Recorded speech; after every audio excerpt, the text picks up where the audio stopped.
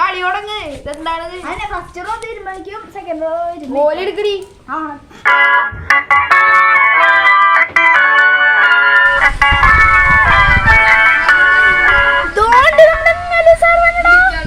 ഓ ചെത്ത് ബൈക്കിലാണല്ലോ പറഞ്ഞേ. അങ്ങനെ മോനുണ്ടാക്കിയതായി.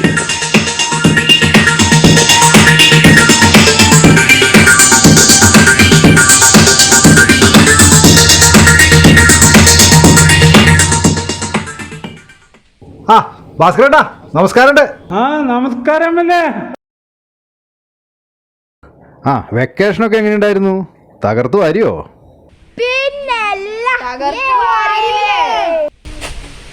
ഈ മാവിനൊരു പ്രത്യേകതയുണ്ട്. എന്താണെന്നറിയോ?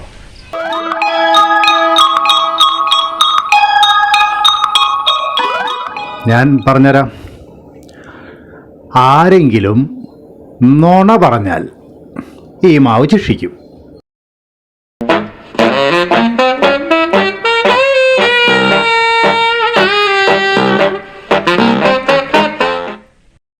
അതെങ്ങനെ ശിക്ഷിക്കും? മാവിന് ജീവനുണ്ടോ? അതല്ലേ പറഞ്ഞത്, ഇതൊരു അത്ഭുത മാവാണെന്ന്. എക്സാം ഒക്കെ എങ്ങനെയുണ്ടായിരുന്നു? നന്നായി പഠിച്ചിരുന്നോ എല്ലാവരും? ഞാനെന്തായാലും ജയിക്കും. ഞാൻ എല്ലാ വിഷയവും നന്നായി പഠിച്ചിട്ടുണ്ട്.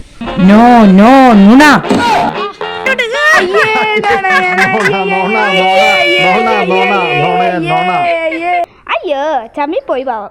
ഞാൻ എന്റെ ജീവിതത്തിൽ പറഞ്ഞിട്ടില്ല. എടി കൊച്ചു കള്ളി,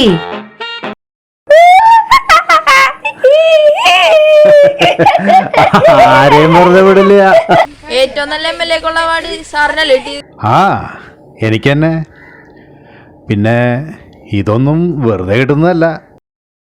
എൻ്റെ ഈ മണ്ഡലത്തിന് വേണ്ടിയിട്ട് ഞാൻ എന്തൊക്കെ ചെയ്തിരിക്കുന്നു? വാട്ടർ കണക്ഷൻ, ഇലക്ട്രിസിറ്റി, പിന്നെ ഉന്നത വിദ്യാഭ്യാസത്തിന് വേണ്ടിയുള്ള നടപടികൾ എല്ലാം ഞാൻ ചെയ്തിട്ടുണ്ട്. സാറിന് ഇതൊക്കെ എങ്ങനെ സാധിക്കണു? അത് സിമ്പിളാണ്. നമ്മൾ ചെയ്യുന്ന പ്രവൃത്തികൾ അത് ആത്മാർത്ഥമായും സത്യസന്ധമായും ചെയ്യുക. ഇതുകൊണ്ടൊക്കെ തന്നെയാണ് കഴിഞ്ഞ 4 തവണയും ജനങ്ങൾ എന്നെ തന്നെ MLA ആയിട്ട് തിരഞ്ഞെടുത്തത്. മനസ്സിലായോ? ഇനി ഇതുവരെ എവിടെയും പറയാത്തൊരു സത്യം ഞാൻ അങ്ങോട്ട് പറയാം. ഇതൊക്കെ ചെയ്യുമ്പോൾ 1 രൂപ പോലും ഞാൻ സ്വന്തമായിട്ട് സമ്പാദിച്ചിട്ടില്ല. അയ്യോ, കുട്ടികളോട് നുണ പറയുന്നോട് കള്ള. അയ്യോ അയ്യോ അയ്യോ.